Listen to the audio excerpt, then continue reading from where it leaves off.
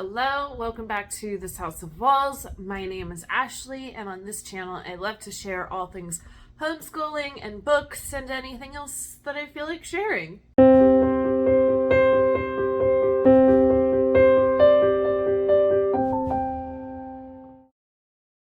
Today is all about books, as I am going to be sharing the 8 books that I read for the month of August. That is a good month for me. I tend to read kind of on average about 8 books a month. That was good. I will say there was a lot of audiobooks for me for this month. I think that just starting with homeschooling again, there was like some additional family stressors this month that really kind of caused me, I don't know, it was just hard for me to pick up a physical book and put my brain power into it. It was much easier for me to turn on an audio and let my mind just kind of seep into the audio. But that's fine. I actually, with doing that, I read some books that I wasn't planning on reading kind of anytime soon, but had been sitting on my shelves for too long. And so I'll take it. All right, I'm gonna take a sip of coffee and then get started on the first book. My first book is This Is How You Lose the Time War, and this is co-written by Amal El-Motar and Max Gladstone. So, short little book. I did listen to this on audio. Now, to describe what this book is about, there is a time war going on with 2 different sides fighting in the war, and the people fighting the war can go to different points in time. Yeah. But in doing that, we have 2 people who start leaving letters for each other, and a love starts to form because of those letters. But they're on 2 different sides. It's not a long book at all, but it is deep, but not. Like, it doesn't go into a grand amount of detail of like hows and whys, but it was really, really good. I'm glad that I read it. I think I give it 4 stars. My next book was The Younger Wife by Sally Hepworth. So this is I think it's my second Sally Hepworth book, and I do have one more to read. Again, this was an audio that I was able to pick up, and so I wasn't planning on reading this month, but I did, and I'm glad that I did. I like that something happens in the beginning, but it takes the whole book for details to come out, and then even then, you're left not really knowing if that's what actually happened. And I love that kind of twist of unreliable characters. So this is following a family who has 2 grown daughters. Their mother has dementia, but doesn't really recognize any of them anymore. And their father decides to remarry a younger woman who is about the same age as the daughters. Stuff starts to happen, and you don't know if there's an abusive relationship or is something up with this younger wife. Lots of good kind of twists and turns. Overall, I enjoyed the book, and I give it about 3.5 stars. My next book that I read was The Collected Regrets of Clover by Mickey Brammer. This follows Clover, who is a death doula, and so she is there at end of life to just help people pass on, make sure any kinds of loose strings are kind of tied up and that they can be at peace to move on to death. Now, Clover got into this because when she was, it's like kindergarten or 1st grade, her teacher dropped dead in front of her, and then not too long after that, her parents passed away. And so then she ends up being raised by her grandfather, who she wasn't close to before all of this happened. So that kind of sparked her interest of death and the different beliefs behind death. The only problem is that Clover then, that is all that she has. She has, like one acquaintance in the building, but he's an older man. Since then, her grandfather has died, so she doesn't even have him. She hasn't gone through any of her grandfather's things in their apartment. It's all exactly the same kind of cluttered mess in the apartment. So she's just kind of going through the motions of life. But obviously some things happen. She kind of gets some good found family. She does a little bit of soul searching and kind of figuring out who she is and what she has to bring to the world. So I did enjoy it, and I gave it 4 stars. All right, my next was Fable by Adrian Young. Again, this was another audio. So at this point, this is our 4th audio of the month. Like I said, we were very audiobook heavy.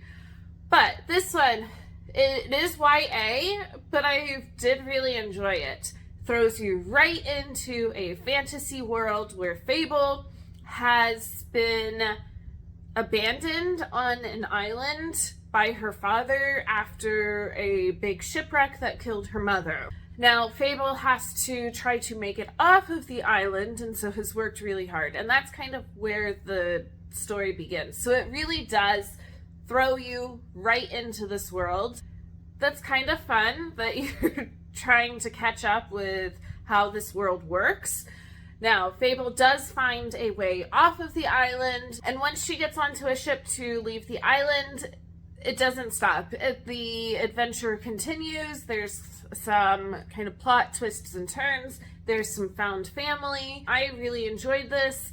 There is a second book and then kind of like a prequel before these books that I definitely want to check out. I gave this 3.5 stars. My next book was Queen of Shadows by Sarah J. Maas. This was finally a physical book that I finished reading.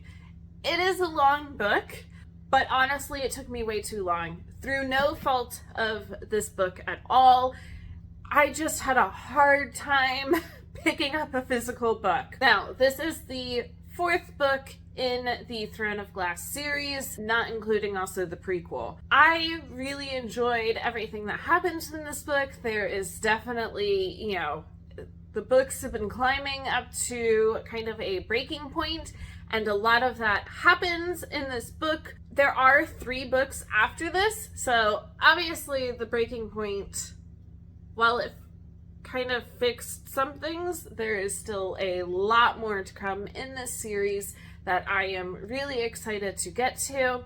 The next 2 books in this series are tandem read, and so I think on my August TBR, they were on my August TBR. I did not get to them. I show how they're all tabbed, and if you're interested, there's all kinds of, if you just look up like different ways to read Throne of Glass series, you can see how to tab them. I am hoping to continue this series very soon and see how this series continues and then wraps up. I did give this book 4 stars just because it took me so long to read it, but yeah. Alright, my next book was Homecoming by Kate Morton. I read this as a buddy read over on Instagram. So this is my 2nd or 3rd Kate Morton book. She always has very complex timelines with multiple characters that are most of the time somehow related. Like one of the books that I read from her, there were 3 main timelines and all of them were related. And so you kind of had to keep them all straight. Now, this one of the timelines is from Christmas 1959 in Australia, and there is a complete death of a family this family looks like they're just sleeping after a picnic. Something has killed them, and they don't really know what. The timeline then continues to 2018, where a woman is living in England. She is coming back to Australia because her grandmother is sick, and that grandmother is somehow tied to everything that happened in 1959. There's a whole bunch of family secrets. There's a bunch of things that come to light that this modern day time that the granddaughter had no idea about. Overall, I enjoyed the book. I think that the main plot was really well done. Some of the things I thought kind of dragged out. Some things were added to the story without really needing to be added to the story. We are going to be doing the discussion today over on Instagram of what our final thoughts were with the book.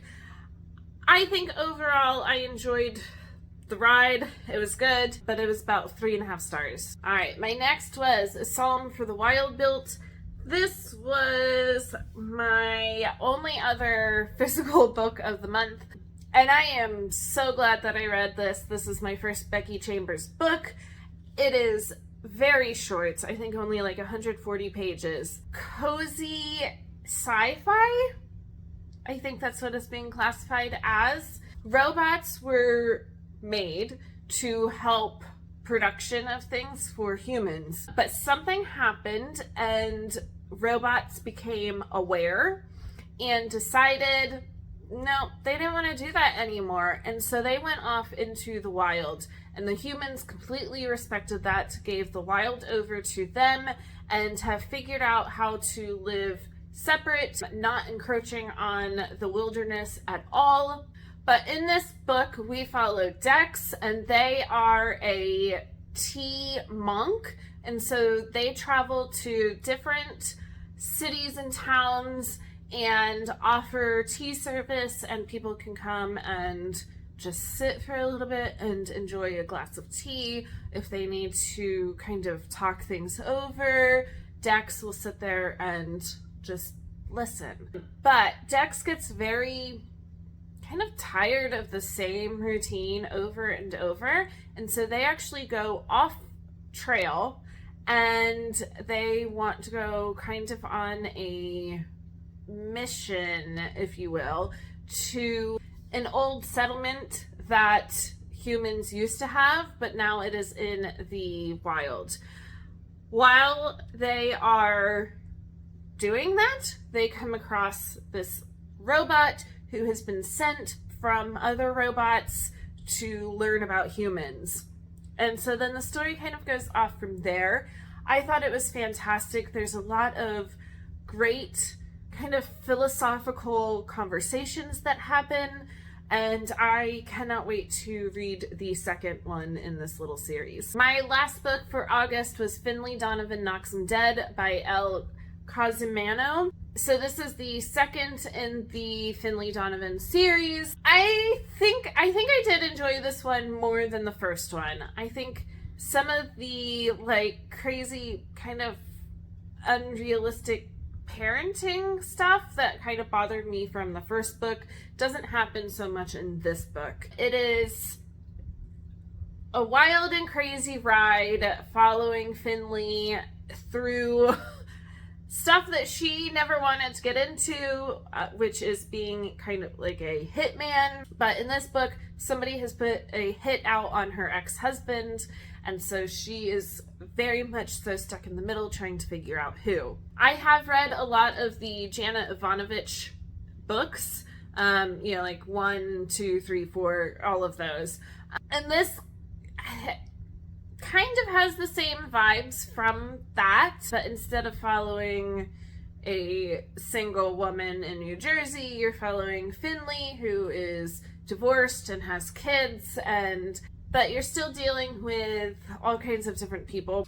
Overall, I liked the story. I am interested in continuing on with this series, and I gave this 4 stars. Here are all of the books.